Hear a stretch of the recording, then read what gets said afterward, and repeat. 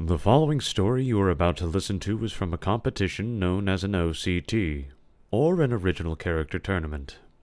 In essence, it is a project where you make a character and try to write a compelling entry against other people, pitting your characters against them in a conflict. As such, this story is going to have some bits of missing context, as the other characters represented have entire backstories to themselves that may not be fully explained due to time constraints. Also, there will likely be many grammatical errors. I do apologize and give you some forewarning. The characters of the Godeater, the Crossguards, Saki, Tenki, Miss X, and the location of the Crossroads all belong to Vashley and the Summer League's organizers. I hope you enjoy this entry. Bloopers at the end. Summer League's Audition, Chapter 3. Nalagrom, you rat bastard! Get your damned ass out here right now before I eat someone's firstborn! There was no subtlety. There was no eloquence. There was merely the righteous fury of an employer trying to get their employee to do their damn job. Nah. The reply through the plain wooden door was irreverent, dismissive, and sounded like someone had gargled marbles for breakfast that morning. It was a voice that sent Baladeth's long, smoking hair to a near-roaring cinder. The dark figure pinched the bridge of his nose as the twin little sparks furrowed into frustration. Is Nalagrom gonna be okay? Baladeth's head turned to peek at the hall behind him to find that it had been crowded with hordes of the dead. Some ghosts caught in the final moments of their life, skeletons, even a few zombies who were on the nearer end of fresh. All, for the most part, horribly mutilated.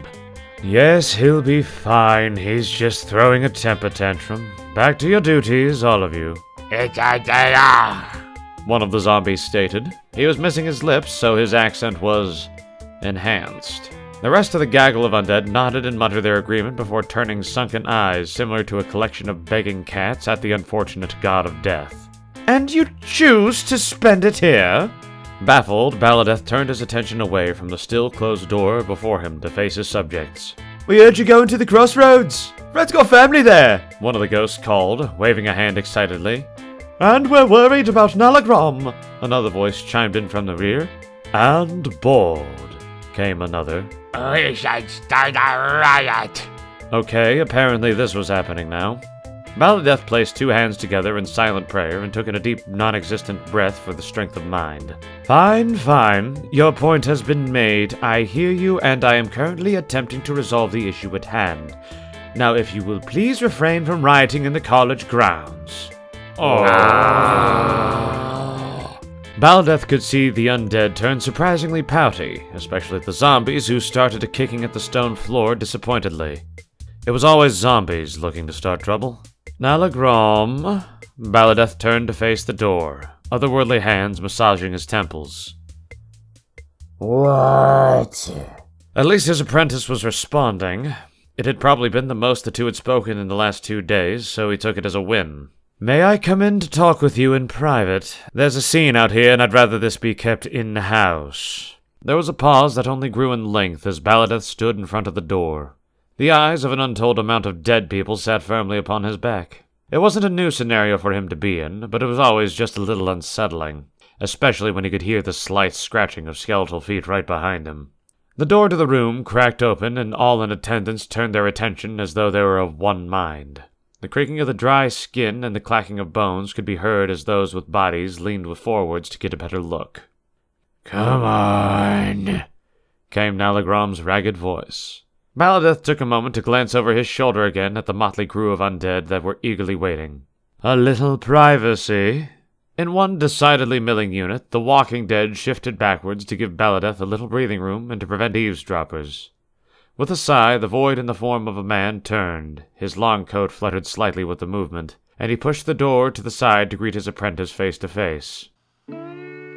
Well, face to face might not have been the term Baladeth would have used.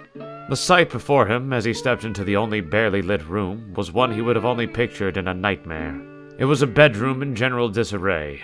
Bed unmade, plates and platters stacked in the corner, a general depression pile of clothes in another.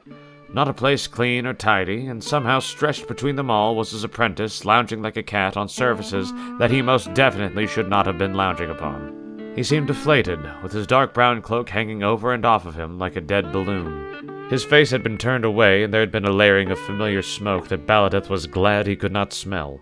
He knew what his apprentice partook in during his free time, and his apprentice had a lot of free time lately. Hey, Baladeth. His voice reminded Baladeth of an out-of-tune accordion being played rough and floppy somehow.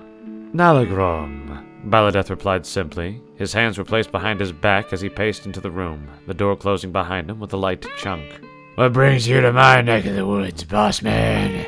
Well, at first it was unyielding rage, but that's been replaced with desperate concern. Baladeth stepped around a plate that had the crumbly remnants of a stale sandwich to stand to the apprentice's general field of view. What has happened to you, my friend? You've been on leave for months now and have hardly spoken to a soul. There was a rustling as Nalagrom's hood turned up slightly to look at Baladeth. There was no red in those eyes, there was no mad grin of wicked teeth. Just an empty hole, a husk, an artist with no muse, a painter with no brush or easel. Just a man whose will had been sapped from him. I don't know, I just haven't had the energy to do a lot lately, I guess. Coming from you, that's a surprise. I never thought you'd lose interest like this. Guess I'm just full of surprises, then. Baladeth scratched at his chin, the facade of employer and employee quickly fading. Clearly, Nalagrom wasn't going to respect authority in this scenario. Not that he ever respected authority. It had probably been the losing strategy to begin with, but it was one Baladeth had to try every time. Just in case. On to plan B, then. What would you say to some paid vacation time? I am open to conversation. It was like a switch had turned on and new life injected itself violently into the downed man. He stood a good head beneath Baladeth's eyeline and was nearly swallowed by his dull brown cloak, but he still had the presence to him that demanded attention. Like a clown. Or a screaming child. Yes, I thought that would get your attention. Baladeth raised a streaming brow, not so amused, but more curious as he looked around his apprentice's room. Nalagrom, I think it is clear to everyone that you've hit a rut, so to speak. I have lost the will to believe. I'll have to process that existential terror later, but right now we have the immediate issue of our evil empire losing a hell of a lot of face with your absence. The kingdoms of the world are not going to terrorize themselves, and we're in a bit of a budget crisis at the moment. As such, to help you get back in shape, we're giving you an all-expenses-paid vacation to the Crossroads. I have no idea what that is. Perfect! Baladeth's tone had perhaps been a little too cheery, he realized, as Nalagrom's demeanor suddenly became a lot more suspicious. The hell does that mean? Baladeth didn't give him much time to piece together what was happening. He simply grabbed his apprentice by the shoulders and hucked him into an otherworldly portal made of the green glowing screams of the dead that he had manifested with his own energy. It closed just as suddenly as it had opened, with little more than the echoey sound of the damned cries to mark its exit. Perhaps he had grown desensitized to this line of work.